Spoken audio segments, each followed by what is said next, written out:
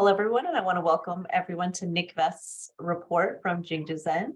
I'm Pam Aliaga, the exhibition manager here at American Museum of Ceramic Art, aka AMOCA. And today, Nick Vest, our former AMOCA Artist-in-Residence, is going to talk about ceramic life in Jingdezhen, China. Vest will share the historic and contemporary importance of Jingdezhen porcelain created in the hygiene. Also, apologies if any words are not pronounced correctly. English is my second language.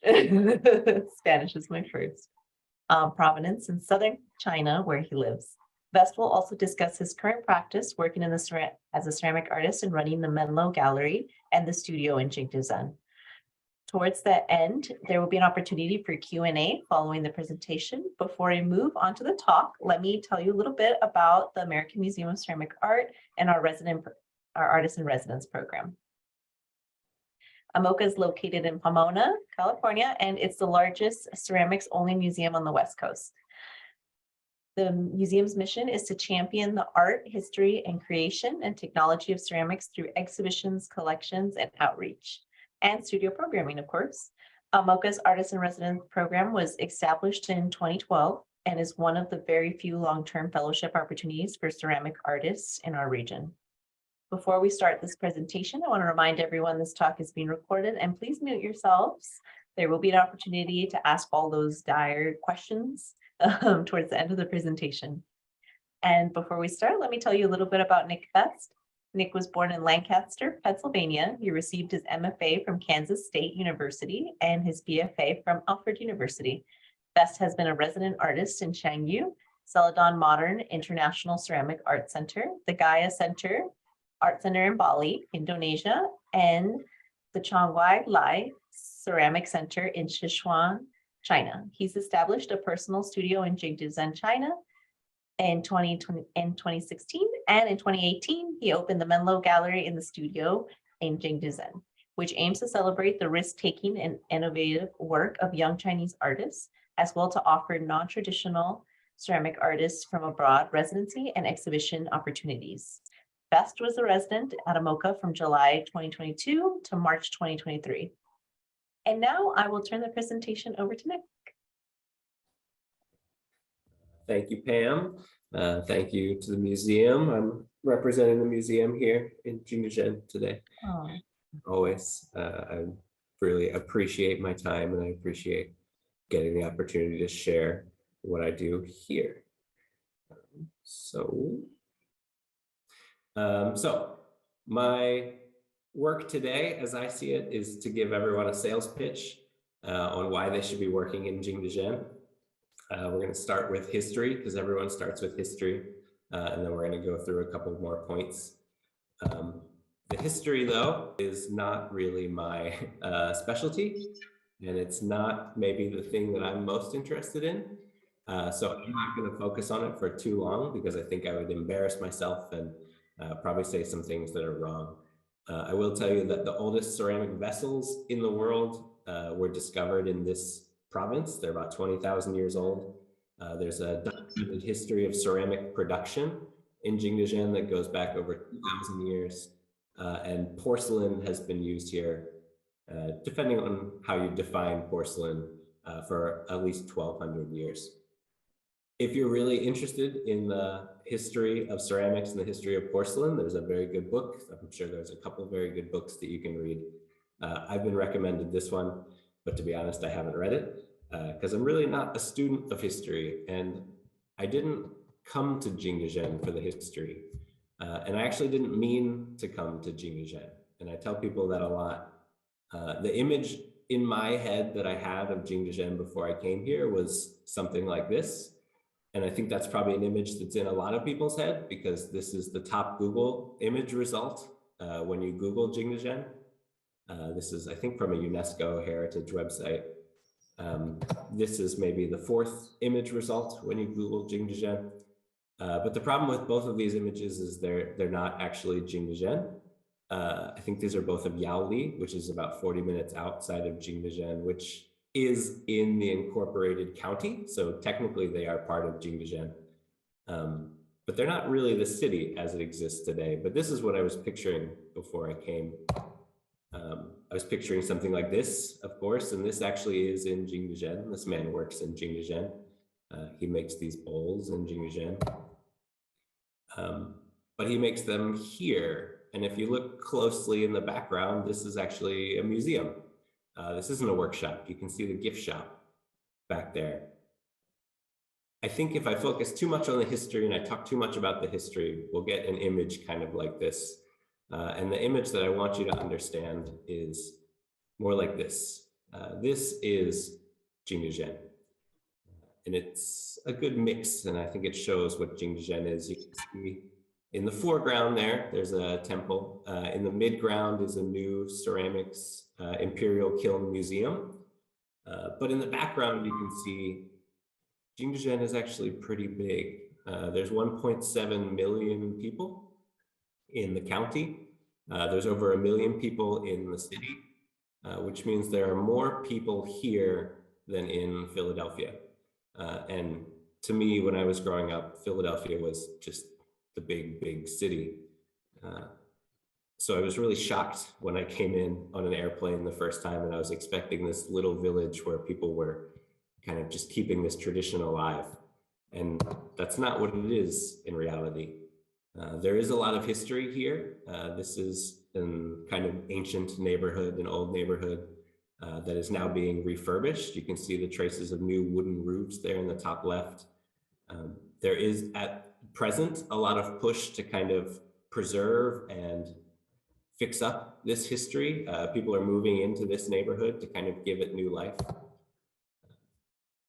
There's kiln sites all over the city. I think there's over 1,000 kiln sites. This one is downtown on the left. You can see it's a pretty big kiln. There is all kinds of history here, and the current city is situated in that history. And that history is available in a lot of different ways. This is the Jingdezhen Ghost Market, the famous antique market in Jingdezhen, where you can go and buy parts of that history, or buy things that are claiming to be parts of that history sometimes. The things here that are always real at this antique market are these shards, which are maybe the most kind of famous, iconic image of this market for people. And the reason you can be pretty confident that these shards are real is because you can walk around anywhere with dirt in Jingdezhen and kind of dig and just find these things, because they've been being produced here essentially constantly for over 1,000 years. I live in a village outside of the city, and if I take my dog for a walk into the countryside, inevitably almost, I will find something.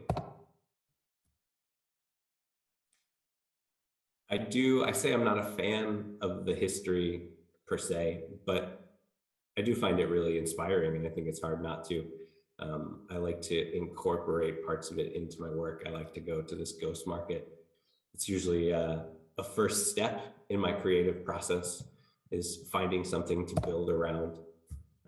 For a while, I was really interested in these soldier bottles. These are Mao era Red Army soldier bottles that were made.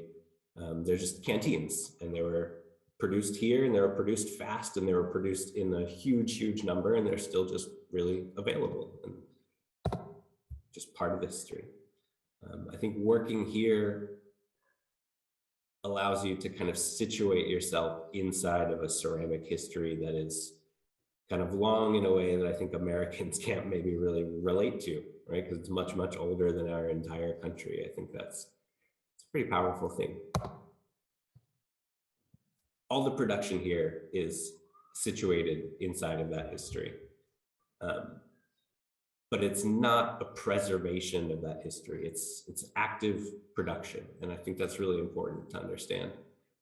You can see this man is painting, and obviously he is a traditionally trained painter, but the things he's painting on are for a contemporary market. You can see the big teapot in the back right there.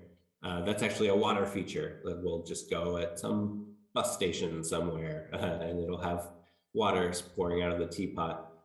It's not purely traditional. It just has a traditional aesthetic, and it's made for a contemporary market.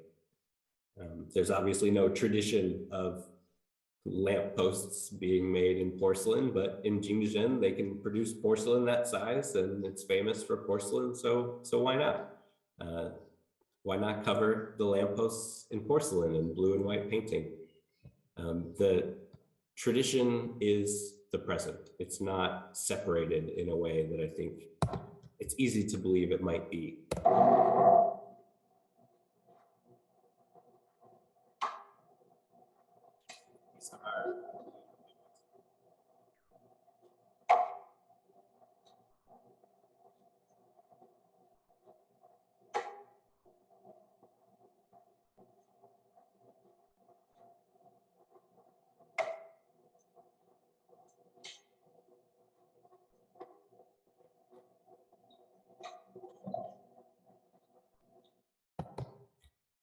So there are all kinds of really amazing people doing this really amazing ceramic production that's been done that way for a long time, but they're doing it because that's their job. There are still artisans here in a really real way, where in America, and I think a lot in the West, we have artists, and then we have people who are kind of preserving skill. But in Jingdezhen, it's industry. It's truly industry. Ceramic industry has been a thing here for a long, long time. It was collectivized, the founding of the People's Republic of China, into large state factories. And then those factories were eventually privatized, and the kind of bones of those factories are still at the heart of what Jingdezhen is. But Jingdezhen is not a place where a lot of things are just produced in giant factories. That happens, but that's not really the point. And it's not really the best part.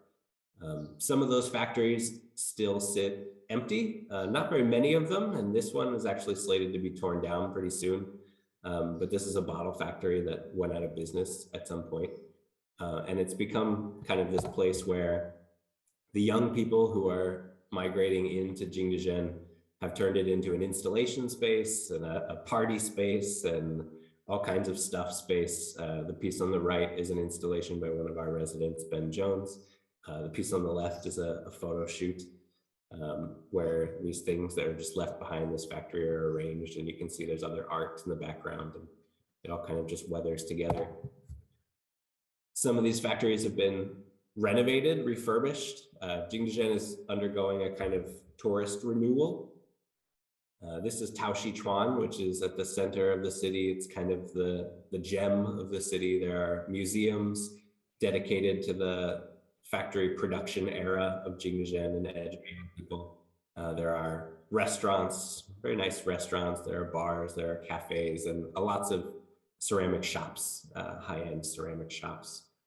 Domestic tourism is the new driver in Jingdezhen. Industry is still important, but there's a tradition or a transition into kind of splitting the economic focus of Jingdezhen between those two things. But most of these old factories still exist as production sites, but they are now something kind of naturally evolved, I like to think. This is one of those factories. This used to be a decal factory where they would have done centralized production of over and underglazed decals. But now it's subdivided, and you can see from the sign on the left, there's a KTV in there somewhere. And what has happened is kind of naturally individual studios have grown up inside of these factory spaces. And because of the tradition of the division of labor and the division of skill within a factory, that setup still kind of remains. So what you get are these sometimes single family or 4 or 5 worker workshop setups that specialize in one part of the process, and often one form or one way of working within that process.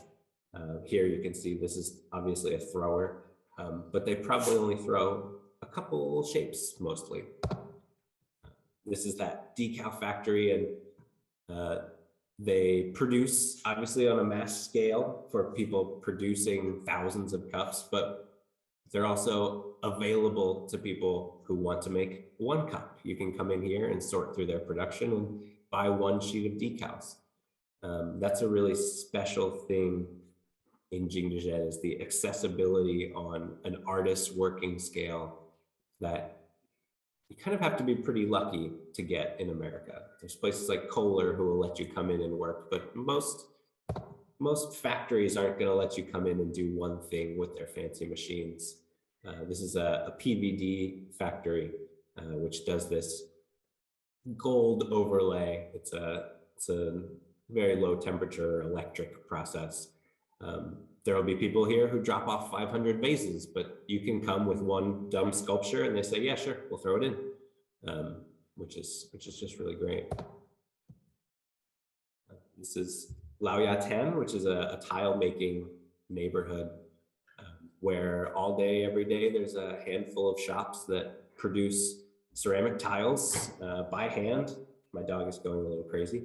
By hand, up to 4 feet by 8 feet in porcelain, which is just insane. If you've tried to make a tile that size, you probably haven't, because you just don't think it would work, but they do it all day, every day. And then mostly for these painters, right? In Jingdezhen, there is a reason for all production, and most things kind of have a place that they go to. These painters, there's a few of them with studios in Laoyatan. They do overglaze and underglaze, but painters from all over the city come to this neighborhood to buy their tiles. But you can be a weird artist and come in and just carve or draw or cut on these tiles, and they'll just let you do it because that's their business. They produce tiles for people to work with. I tried to come here a long time ago and work on some tiles wet, and I had a really big failure rate. But what really unlocked this neighborhood for me was the discovery of this place. And I'll play you a little video.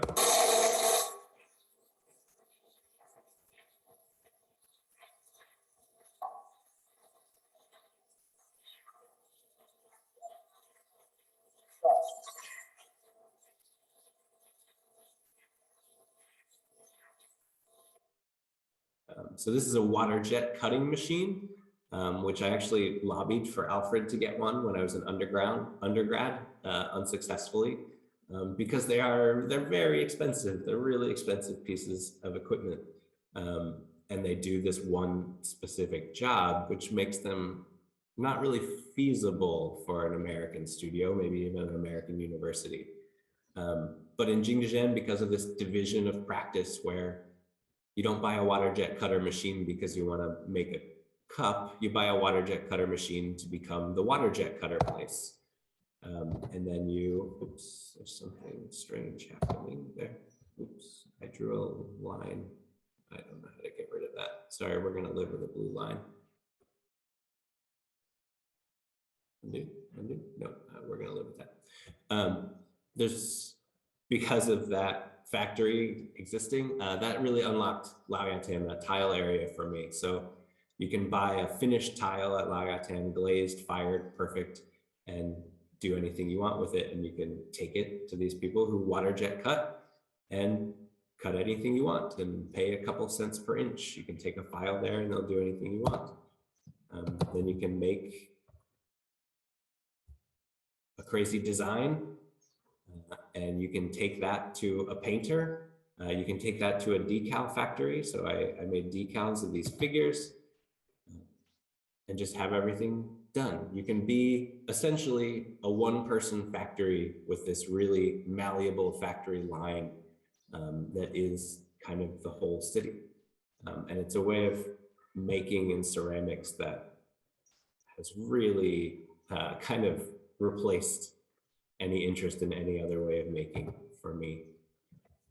Jingdezhen kind of all at once feels very disparate and very connected because all of these different shops are kind of sharing in the ceramic process, but they're all physically separated. There exists this kind of connective infrastructure of what's called banshi, which are board cars, which are these people who have these two-wheeled carts. And they move your work very safely, very securely, very slowly sometimes, from place to place. And you see it all over the city. You'll see these giant sculptures or just piles and piles of cups or anything. going very slowly along the side of the road from a workshop or a studio to a public kiln. The public kilns are something I think very unique to Jingdezhen. The firing process in Jingdezhen is pretty unique. These kilns go to usually cone 11, sometimes hotter, sometimes cooler. They go up and down in about 18 hours. So they'll get closed in an afternoon and they'll be open the next morning. And in busy times of year, they fire every single day. There's 2 cars on one of these, and everyone from a neighborhood has a favorite kiln. I have a favorite kiln. My favorite kiln just closed, actually, which is very sad. But there's others, and everyone takes their work to the kiln. You put it in, you come back the next day, you get it out. And we really encourage, oh, I'm sorry about that blue line, it's really bothering me. We really encourage our residents to work that way. They don't have to, they can work in a kind of traditional studio way, but this is the way that we think Jingdezhen is best experienced. So we had a resident named Elvar, who's from Iceland, who's actually a photographer, but he had an idea that he wanted to make in ceramics. And we helped him make it. So we went to a thrower, he had these pieces thrown. We went to a carver, he had them carved. And then this on the right is our painter that he went to. And he was able to create these pieces start to finish, essentially completely hands-off. Because that is the way that Jingdezhen works. Everyone has their specialty and you defer to that person to do what they are very, very good at. You can go to a glazer if you want to and have your work glazed, and then you take it to the kiln, and then it comes out. I think it's the only place in the world where a photographer could control ceramic production, start to finish, and make something like this that matches their kind of dream. And the only reason that's possible is the production scale. Jingdezhen is still full of individuals producing work at a very fast, but still individual rate. And we're also really lucky that people are very welcoming. I usually like to kind of really explain to residents and other visitors that we're the worst customers. Artists are the worst customers. Foreign artists are really, really the worst customers. Because we have these crazy ideas that's outside of what a person is usually totally comfortable doing, and we only want one of them, and we're never going to come back again sometimes. But people are still always really happy to accept that work, and it's what makes Jingdezhen really special. This is Agnes Fries, who will be teaching our summer workshop next month, who's been working here for more than 10 years, so she's a pretty good customer. There are also things in Jingdezhen that maybe you do know how to do, but if you're like me, maybe you really don't like doing. I hate making molds. So this man, his name is Lee. He's made most of my molds for the last 6 years, and I really couldn't have been happier to have paid him to do it. He's actually getting really, really busy these days, so sometimes I have to use another mold maker. But he's a professional. He's been doing this his entire life almost. He is a mold maker. He does it every day in his little shop, and he's really, really good at it, and I'm not. And he kind of enjoys it, and I don't. And he's happy to have business, and I'm happy to give it to him. And it's just a really pleasant way of working. I like to sometimes call Jingdezhen the world's largest paint-your-own pottery shop. There's a neighborhood near our studio called Laochang, which is just old factory. And the factory here is actually gone now. There is no more factory, but there are lots and lots of shops. And it's become the place where you go to get bisqueware and where you go to get these glazed blanks. There are a lot of these places around town, but this is the one in our neighborhood.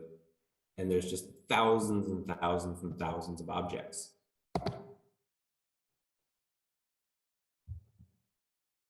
A lot of people obviously come here and buy cups and glaze them and sell them as product, which is in America, I think we would think of that as kind of a cheating or lying, but it's just valid ceramic practice here.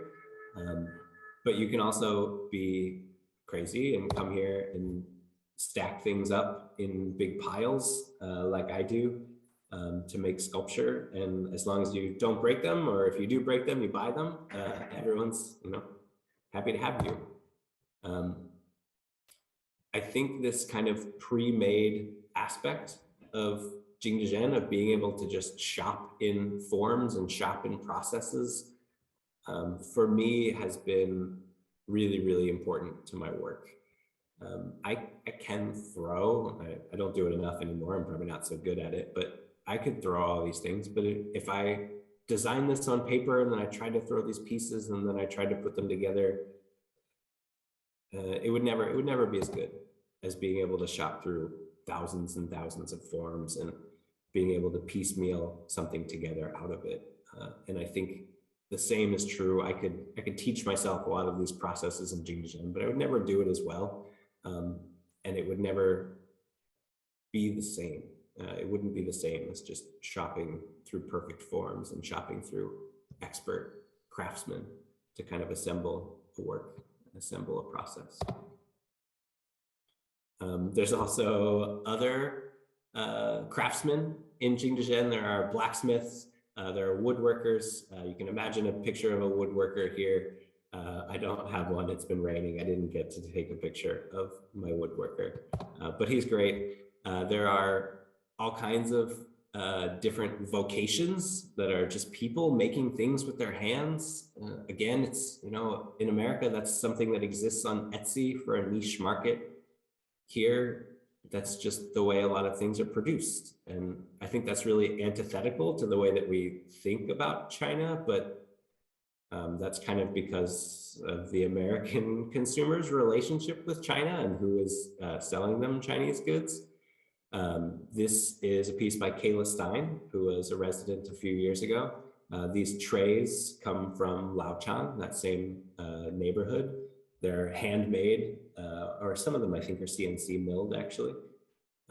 Kayla liked these trays, she found them, she cut them up, she made these compositions, and then we found a sign maker who made these backings for advertising signs, and she took him a template and he cut her these backings. You can really find kind of anyone making anything. If you can't find it in Jingdezhen, I don't think there's a neon vendor in Jingdezhen, at least not that I've found. But I needed some neon for work a few years ago, and there's neon vendors aplenty in China. The one I found was in Shenzhen. And you can make this work. These are purchased pots. One is hand painted, one is decal, one is an antique folk pot that comes from a furniture market. Then you can see water jet cut tiles and gold lustered. My work is very assembled from piecemeal around Jingdezhen, and it's something I like a lot.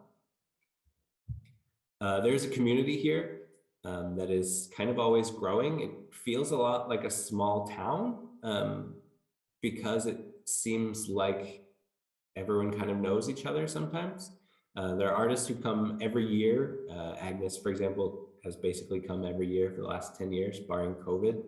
There are schools that bring their students at the same time each year. All kinds of universities from around China bring students here. A lot of senior years from different schools, they will just send their ceramic students here to stay basically the whole year to do their production. There are exhibitions, there are parties, there's coffee shops where you always see someone you know. And there's also this really kind of amazing, just constantly changing group of kind of rock star ceramic artists from all over the world who just, you know, come here because it's Jingdezhen. We have a gallery to go along with our studio. We have exhibitions. We split our exhibitions between kind of emerging Chinese artists and foreign artists who come for residencies. We invite mostly non-traditional foreign artists. And the community really turns out. Jingdezhen isn't traditionally a place where work was shown. It's traditionally a place where it's made and maybe purchased for a market, but then it just gets shipped out. There are a lot of artists who have had work produced here over the years, up to, you know, extremely famous artists, but then the work always goes other places. And that's something that's starting to change now. Our gallery is pretty small, but there are other galleries, there are bigger museums, there are big national exhibitions. And because there are so many artists living here and moving here, curators come here and collectors come here and gallerists from around the country come here. And because of that, there is now a kind of a push to have more work shown here. This is a young Chinese artist named Bao Wei. There's really amazing work going on here. There's, I think, 6 universities or colleges focusing on ceramics in Jingdezhen, and a couple other programs within larger colleges. And like I said, there's people from all around the country and the world coming. So there's really amazing work that gets made here, and more and more of it gets shown here. There are also just lifelong Jingdezhen residents and locals and people who have moved here alike, who have a real passion and who have seen the evolution of the city. The city changes really fast. Sorry, I had to take the ball away from my dog. The city changes really fast. I've only been here 7 years, and there's been a lot of change in that time. And I hear stories from people who have been here for 20 and 30 and 40 and 50 in their whole life. And it's really kind of unimaginable. But luckily there's a lot of people who really want to share their expertise. This is Quiong Lai, who's about the best blue and white teacher there is. And there's a lot of people like him who just love to share what they know. Enjoyability, you can see this is a bit of a joke. I think it's for some people and not for everyone. I personally kind of like that most people assume that I can't speak with them. My Chinese is okay, but it's not as good as it should be 7 years in. But most people will just assume that any foreigner they see doesn't speak, which gives you kind of a lot of solitude if you want it, which is the kind of person I am. There's nature all around. You can ride an electric scooter everywhere. We actually bought a car this year, but I still prefer the scooter. It's convenient, it's quick. And everyone is really hospitable, but you know, maybe there's not a lot of English. That might not be comfortable for people to not be able to communicate easily. There are bugs and snakes and all kinds of crazy things here. There's something that I call a cockroach scorpion. There's a fish with a red spike on its head that if it touches you, you get numb. There's a lot of weird nature here. Scooters can be kind of dangerous. The roads can be a little dangerous. People stop you on the street to say hello. I like to joke that the first 3 words a foreigner needs to know are ni hao, which is hello, xie xie, which is thank you, and lao wai, which means foreigner, because you hear it on the street a lot, because we're still, you know, kind of surprising to some people. The only thing I think most people don't enjoy is the weather. It's really hot in the summer, and it's really wet and a little cold in the winter, and just not really great. Maybe you love it. Maybe it should be a pro. But I think it's a place that everyone can try. I think it's a place that any ceramic artist would enjoy working in, whether it be short-term or long-term.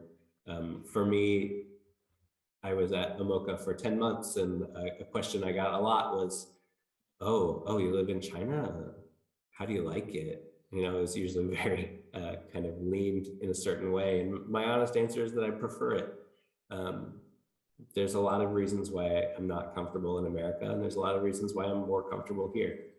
I love it here. And it is really amazing to me that I can live in a city of over 1 million people, but I live just outside the city in a tiny village, and it's rice fields and grass and mountains, and you can drive 20 minutes and get to waterfalls, and then you can have all the luxury of a city. This is You know, there's nightlife. This is a kind of new nightlife area, Jiangxi.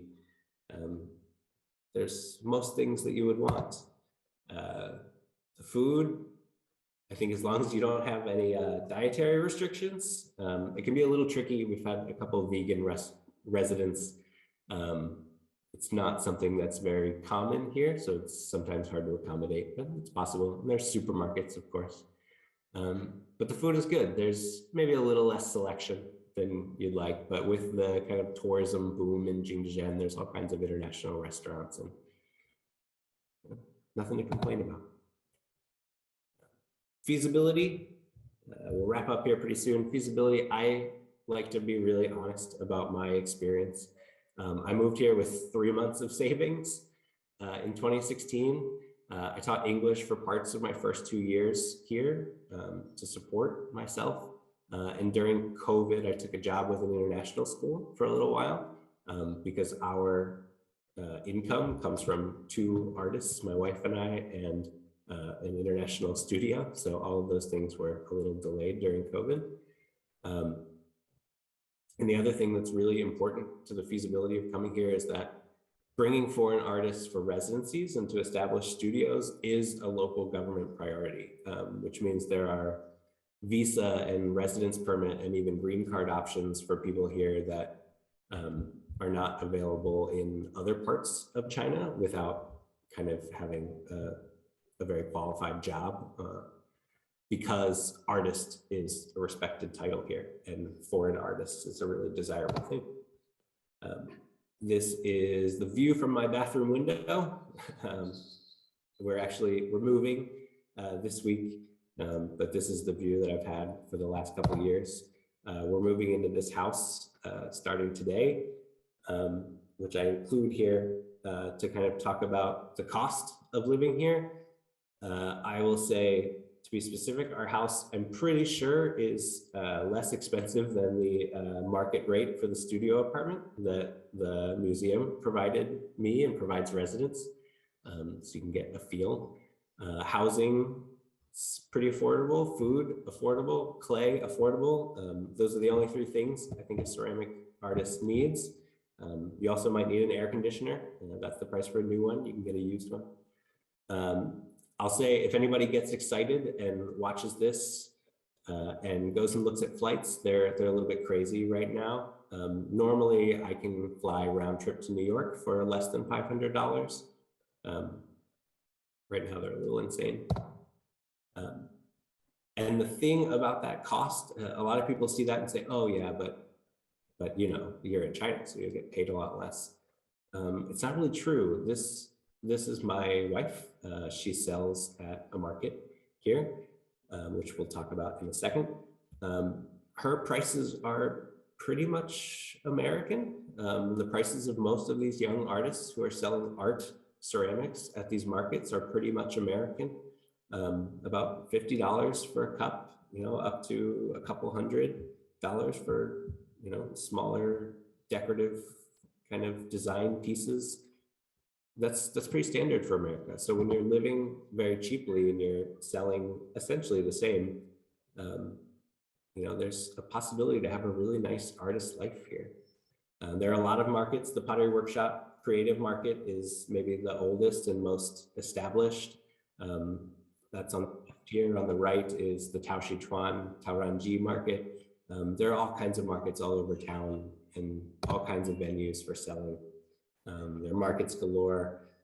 Exhibitions, I'm in a very lucky kind of privileged position where I've started saying no to exhibitions, which is something I couldn't have imagined a couple of years ago, because curators just come here and ask around and find people, and the opportunities just tend to kind of build up here. There are residencies available.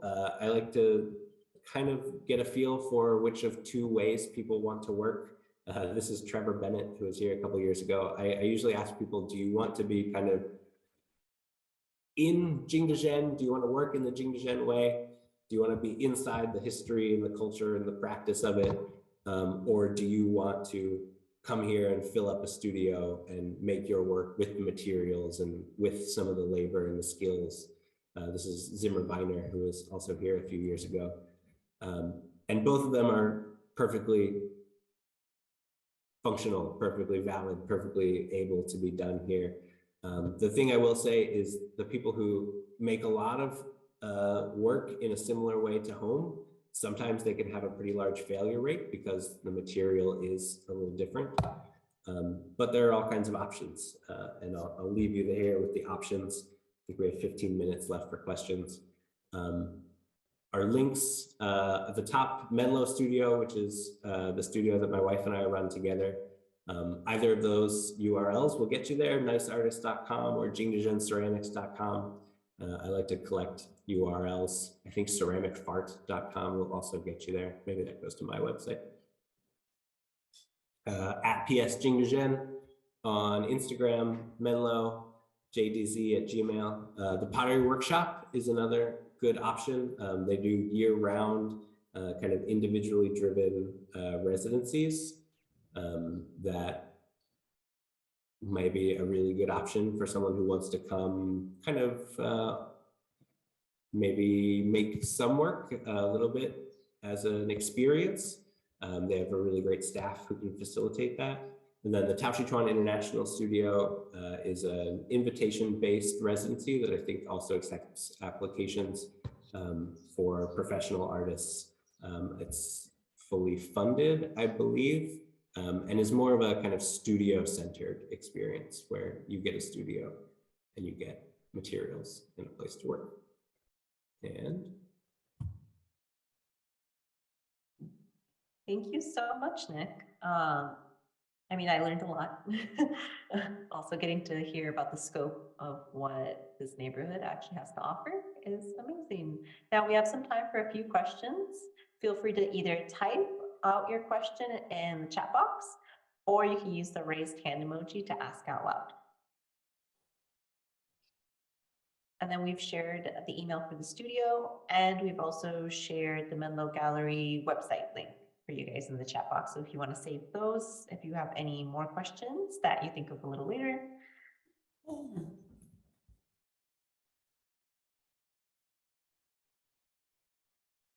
Perfect. Oh. My partner, her name is Yedze. Here, I'll type it here. You can find her on Instagram. If you go to our Instagram, you can find both of ours there. You can follow her. She got kicked off Instagram a couple of years ago. She lost all her followers, so go follow her.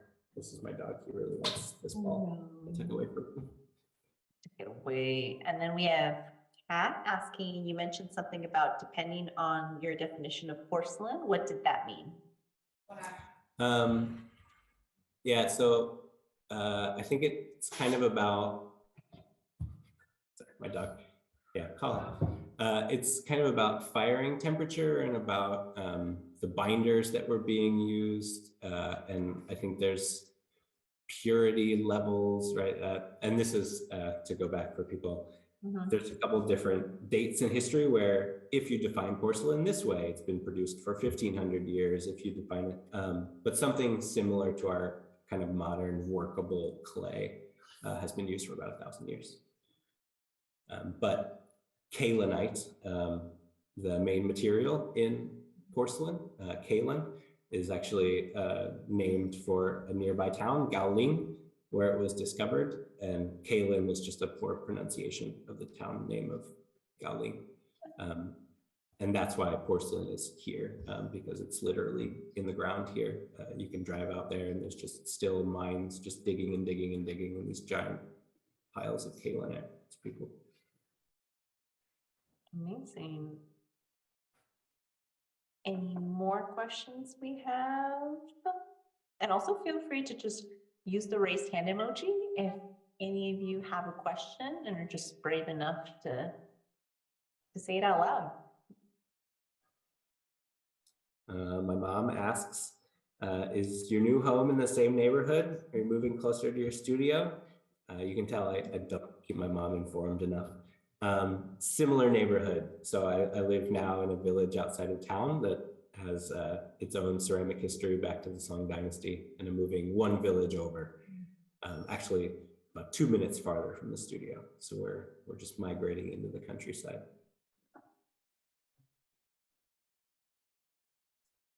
And then Liz asks, is there not a lot of English?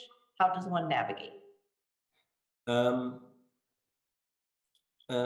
Different ones, different navigation. I think there's a real skill that varies from person to person of A, nonverbal communication, and B, communication in a second language. There's not a lot of English in Jingdezhen. My Chinese is very ceramic. I can navigate in Chinese that way, but the real answer is people are super accommodating. And there's kind of an almost bad thing where if you say basically one word in Chinese, so many people will just compliment you and say, "Oh, it's amazing." No, I said one word. But people are really, really nice. It's something that isn't maybe the most common in America. But if you come here and you don't speak the language at all, people will almost apologize to you for not speaking English. And you always have to say, no, this is China, I should be speaking Chinese. Thank you so much, thank you. But people are really accommodating. That's the real answer. And then Google Translate and pictures and pointing and all that stuff. And I do have a question about your practice. I know that you had some time here, that you were building your pieces, but going back to China, do you feel like moving forward with your practice, it's going to be more hands-off? Yeah. Yeah, it was the residency at AMOCA was the first time that I've worked kind of in that normal studio way in a long time. And I think everyone there kind of knew it. I complained about it all the time. I didn't like having to make everything. You know, it's something that I think I really realized there is that, you know, some people love having their hands in the clay.